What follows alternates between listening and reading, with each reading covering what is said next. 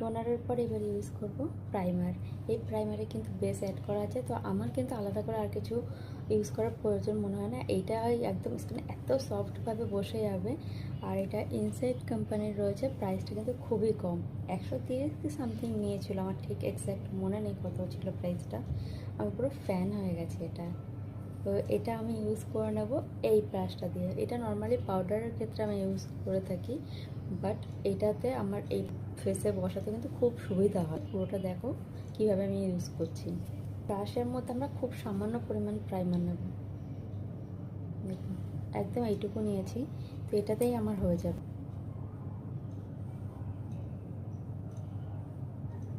ফেসে কিন্তু সবসময় কপালের উপর দিক করে এইভাবে লাগাতে হয়। আমার হয়তো খুব সামান্যই জ্ঞান, তো আমি সেইটুকু জ্ঞান দিয়েই বলছি, এরকম উপর দিক করে লাগাবে সবসময়।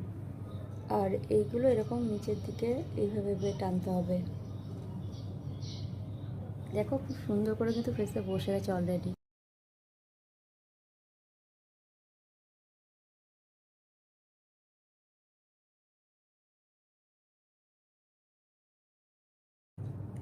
দেখো ফেসটা কিন্তু একদম স্মুথ হয়ে গেছে, আর বোঝাও যাচ্ছে না যে আমি আলাদা করে কিছু ইউজ করেছি। একদম সামনে থেকে বা ক্যামেরাতেও কিন্তু একদম ন্যাচারালি লাগছে দেখতে ব্যাপারটা। মেকআপের কিন্তু আরেকটা পার্ট খুবই ইম্পর্টেন্ট, যেটা অনেকেই মিস করে থাকে।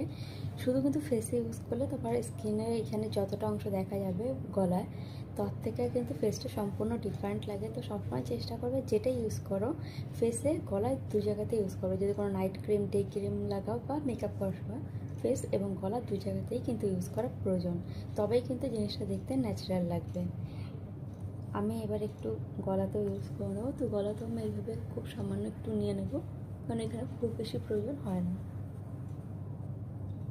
সাধারণত প্রাইমার কেউ গলায় দেয় না, বাট আমার যেহেতু এটাতে বেস অ্যাড করা আছে, আমাকে আলাদা করে আর অ্যাড করতে হবে না কিছু, তাই জন্য আমি এটাও একটু করে গলাতেই দিয়ে নিচ্ছি।